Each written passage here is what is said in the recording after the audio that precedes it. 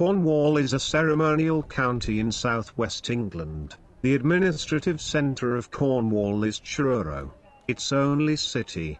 Cornwall has a long history and Cornish society has changed greatly in recent centuries.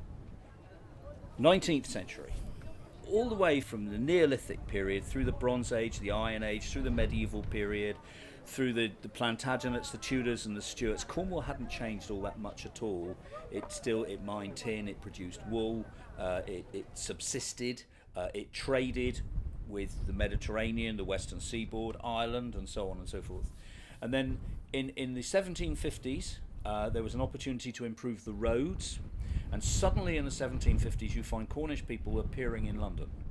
In the 19th century you got the train, and the train began to change things quite significantly. You began to get people coming to walk around Cornwall because they thought it was very, very different, very, very tribal, very primitive and very mysterious and spiritual, and they started to develop the notion of going to Cornwall for a holiday.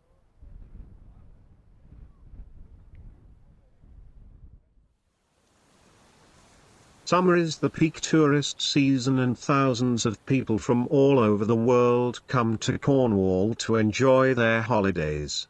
Cornwall is known for its beautiful natural scenery and rugged coastline. In the south coast, the Porthcurno Beach and Porthmeara Surfing Beach in St Ives are the most popular ones. Imagine how enviable and pleasant it is to spend a relaxing afternoon on the beach, bathed in the sunshine.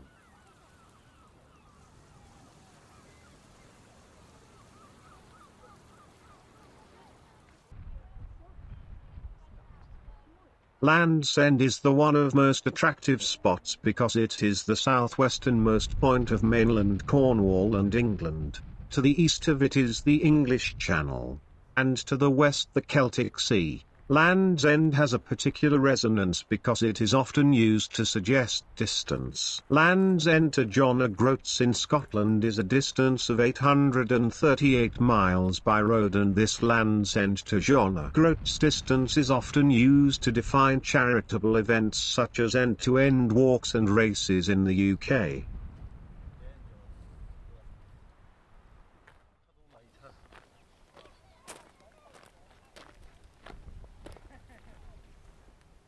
Situated just a short walk along the headland, Grebe Farm is our 200-year-old farmstead typical of those that once dotted this part of the Cornish coastline, now perfectly restored. It's home to a collection of small animals. Children can make friends with little animal residents in the farm by petting and feeding them.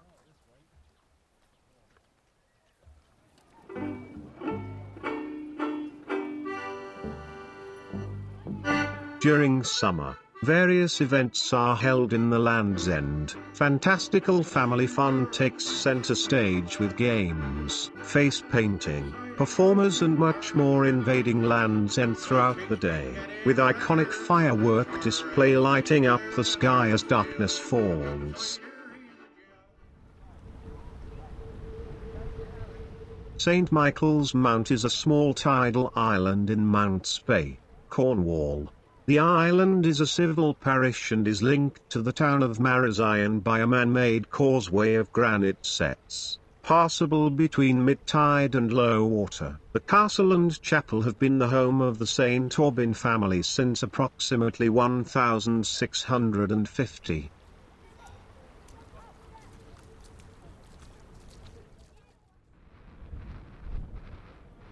Cornwall is the homeland of the Cornish people and the cultural and ethnic origin of the Cornish diaspora. It retains a distinct cultural identity that reflects its history, and is recognized as one of the Celtic nations. Cornish language is an important part of Cornish identity, culture and heritage.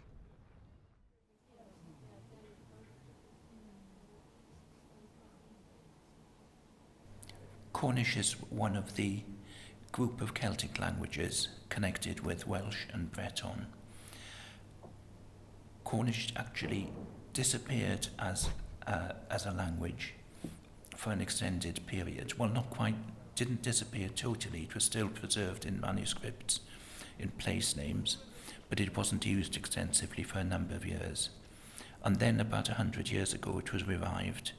There are probably several hundred people who now speak Cornish fluently and several thousand who will be comfortable using the language.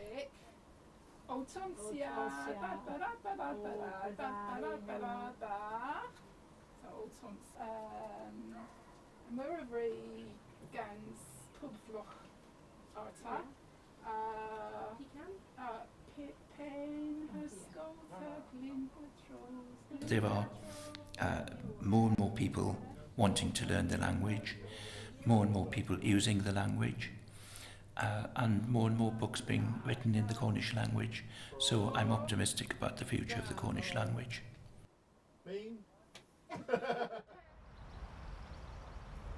Cornwall's local dialect is rich in tradition and easy to pick up in conversation. As the dialect recorder in Federation of Old Cornwall Society, Paul Phillips spent years collecting and recording old Cornish words and sayings. I am charged with setting down, either in writing or in sound, dialect words and sayings, dialect poems, anything with dialect in it or dialect related. The last generation to speak Cornish dialect in everyday speech, everyday conversation, has long gone. It would be in my parents' and grandparents' era. So it is difficult now to get, especially to get anyone to record dialect sound, words or stories or reminiscences. But thankfully I have a fairly large library of dialect material here, which I keep calling on and keep going back and finding if I've got everything that there is to record. In addition to its own language, Cornish music also plays a significant role in traditional culture.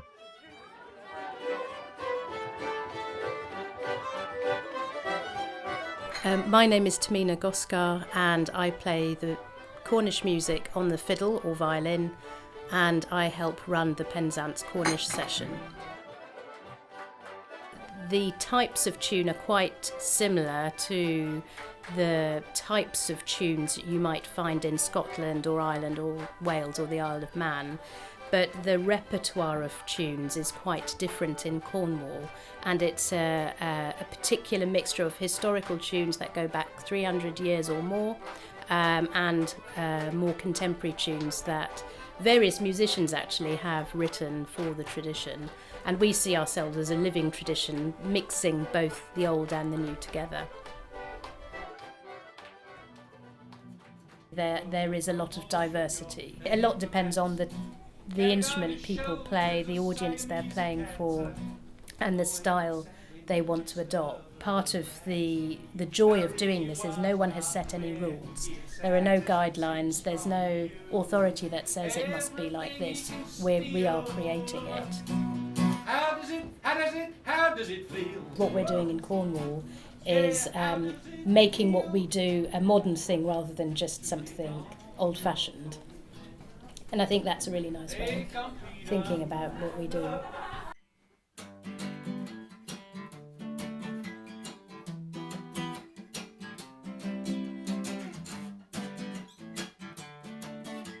Some of the Cornish tunes are written in memories of people who departed. Some are inspired by the landscape and fairy tales. The unique culture and beautiful natural scenery together make Cornwall a place worth visiting. On horizon deep, in the evening sky, a silhouetted fishing boat turn home, a falcon hung high on the sky. In the back of my mind I heard a lone chuff cry.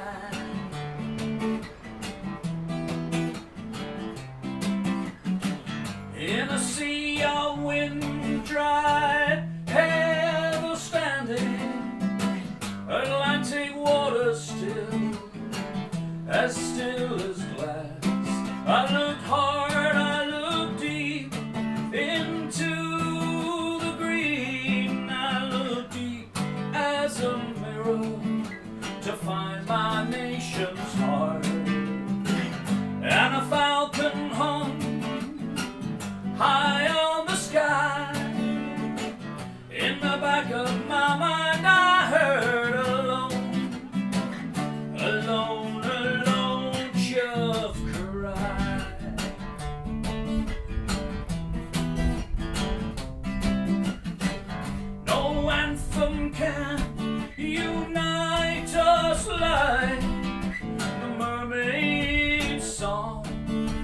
a long winter's gale, as it tears at the strings of our hearts so strained, as it strips away the canvas of our sail. Oh, a falcon hung high on the sky. In the back of my mind I heard a lone chuff cry. Turn away, turn to your land, still your grieving heart, Cornish man, still your grieving heart, Cornish man, still your grieving heart, Cornish man.